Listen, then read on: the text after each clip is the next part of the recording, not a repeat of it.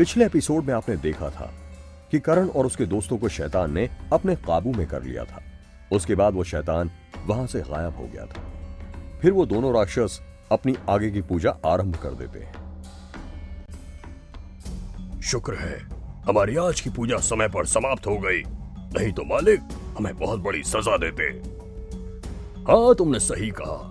उनके आने से पहले हमें फिर से सारी सामग्रियां तैयार करके रखनी होंगी, क्योंकि आज पूर्णिमा की रात है और आज की रात हमारा कार्य समाप्त होने वाला है। हाँ, पर हम इन बच्चों का क्या करेंगे? हमने तो इन्हें पहले ही चेतावनी दी थी, ये सभी हमारे बीच में ना आए, वरना अंजाम बहुत बुरा होगा। अब देखो, इन्हें इनके किए की सजा मिल रही है। शैतान इनको आसानी से नहीं छोड़ने वाला। चलो अब हम भी यहां से चलते हैं, वरना शैतान हमें भी सजा देंगे। हाँ, सही कहा, चलो चलते हैं। इतना कहकर वो दोनों राक्षस वहां से चले जाते हैं। ये दोनों राक्षस तो चले गए। मुझे इस मौके का फायदा उठाते हुए सभी को होश में लाने का प्रयास करना होगा। करण, करण होश में आओ। बुलबुल, करमजीत। तब सितारा अपने जादू की सहायता से सभी को होश में लाने का प्रयास करता है, परंतु इससे कोई फायदा नहीं होता। अरे, ये सब तो होश में ही नहीं आ रहे हैं। इन पर तो मेरा जादू भी काम नहीं कर रहा है। अब मैं क्या करूं? तभी वहां पर राक्षसों की महारानी अपने सफेद तोते के साथ आ जाती है। चिंता मत करो, मैं तुम्हारी सहायता करूंगी। आप कौन है? मैं इस महल की महारानी हूँ। प्रणाम महारानी। आप सभी हमारे महल में क्या कर रहे थे? महारानी, ये सभी मेरे मित्र हैं और आपके महल के दो राक्षस महाराज को मारने का प्रयास कर रहे हैं। हमने महाराज को बताने का प्रयास किया, परंतु उन्होंने हमारे ऊपर यकीन नहीं किया। मेरा यकीन कीजिए, हम यहाँ पर किसी को नुकसान पहुँचाने नहीं आए थे। आप फिक्र मत कीजिए, अब हमें सब कुछ सच पता चल चुका है। कैसे महारानी? जब करण और उसके सभी दोस्त फिर से कारागार से बाहर निकल गए थे, तब वहां पर दोनों पहरेदार राक्षस आते हैं। अरे, ये सब अब फिर से गायब हो गए। हमें अभी जाकर महाराज को बताना होगा। परंतु महाराज को तो अभी तक होश नहीं आया है। तो फिर हमें महारानी के पास चलना चाहिए। हाँ, चलो चलते हैं। उसके दोनों पहरेदार राक्षसों की महारानी के पास चले जाते हैं। प्रणाम महारानी। कहो, क्या बताना चाहते हो तुम मुझे? महारानी, हमारे महल में कुछ इंसान आए थे और वे सभी महाराज के कक्ष में चले गए थे। तब हमने उन्हें कारागार में बंद कर दिया था, परंतु वे सभी 2 बार कारागार से गायब हो चुके हैं। क्या कहा? तुमने ये बात हमें पहले क्यों नहीं बताई?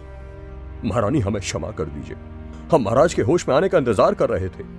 पर क्यों? तुम अच्छे से जानते हो ना कि हम कौन हैं। हम इस महल की महारानी हैं और महाराज की अनुपस्थिति के समय हमें ही सारे निर्णय लेने होते हैं। उसके बावजूद तुमने हमसे इतनी बड़ी बात छुपाने का दुस्साहस किया। वो सभी हमारे महल में कोई बड़ा खतरा भी हो सकते हैं। महारानी, कृपया करके हमें क्षमा कर दीजिए। हमने महाराज के होश में आने का इंतजार इसीलिए किया क्योंकि वो सभी कह रहे थे कि हमारे महाराज की जान खतरे में है और वो यहाँ पर हमारे महाराज की जान बचाने आए हैं। क्या कहा?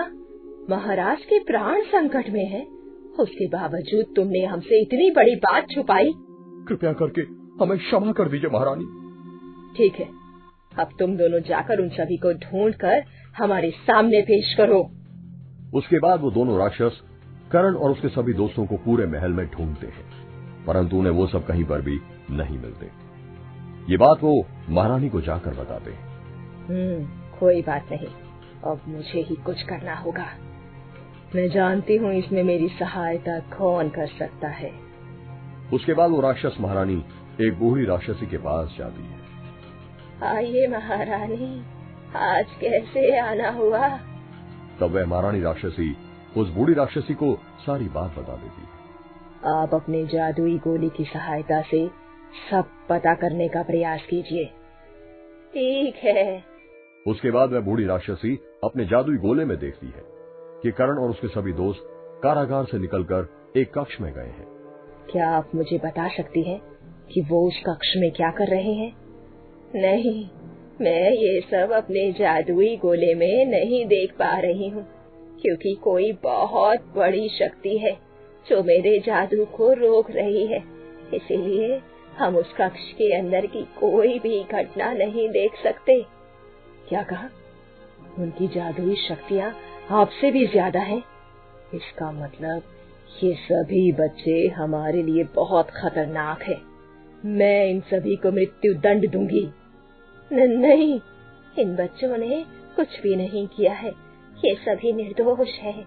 इसके पीछे किसी बहुत बड़ी शक्ति का हाथ है, परंतु हम इसका पता कैसे लगाएंगे?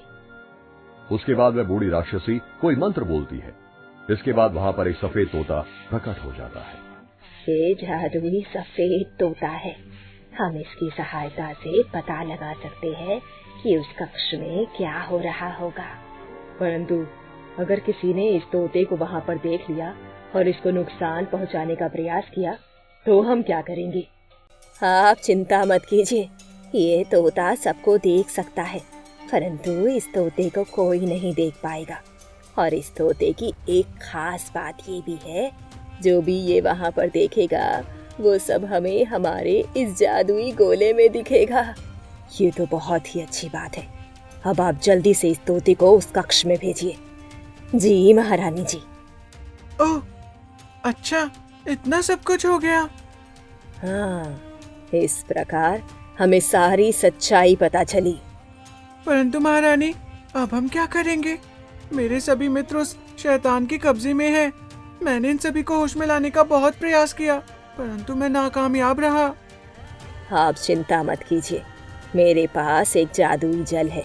उस जादुई जल की सहायता से आपके सभी मित्र वापस होश में आ जाएंगे। उसके बाद राक्षसी महारानी सितारा को वो जादुई जल देती है।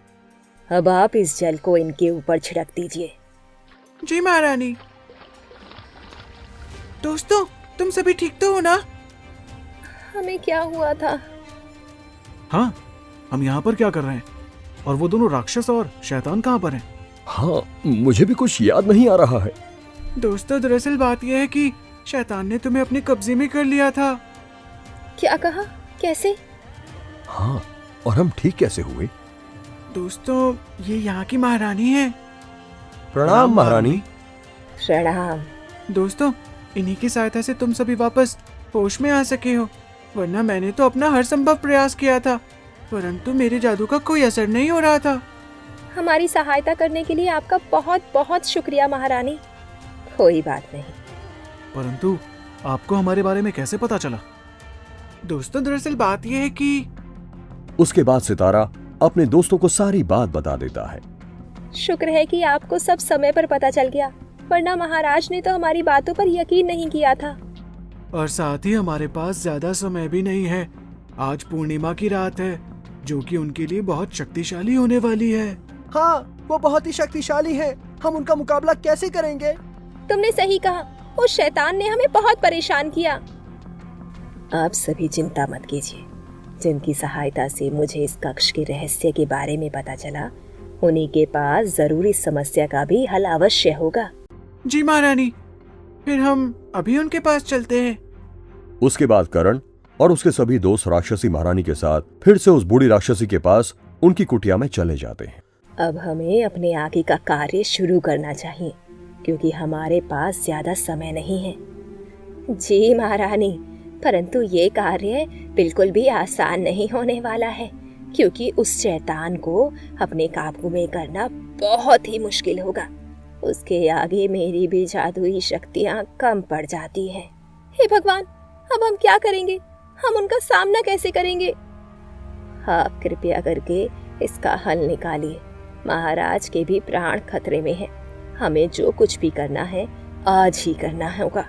हाँ, परंतु उस शैतान के आगे हमारी जादुई शक्तियाँ कोई काम नहीं कर रही हैं, और हमारी शक्तियों के बिना हम उसको कैसे हरा पाएंगे? हमें कोई दूसरा रास्ता सोचना होगा। जब शैतान वो उस कक्ष में आया था तो वो किस प्रकार आया था? दरअसल मुझसे गलती से एक बोतल गिर गई थी। वो शैतान उसी से बाहर निकला था। हमें कुछ भी करके उस शैतान को फिर से उस बोतल में बंद करना होगा, परंतु उसके लिए पहले हमें उसका सामना करना होगा, जिसके लिए मुझे एक जादुई काढ़ा तैयार करना होगा। जादुई काढ़ा? उससे क्या होगा? जब हम उस शैतान का सामना करेंगे तब उस जादुई काढ़े को हम उसके ऊपर छिड़क देंगे। उसके बाद हम उस शैतान का सामना कर पाएंगे। इसका मतलब उसके बाद हम उस शैतान का खात्मा कर सकेंगे। जादुई काढ़ा उसकी शक्तियों को कमजोर कर सकता है, परंतु उसे पूरी तरह हराने में कामयाब नहीं है।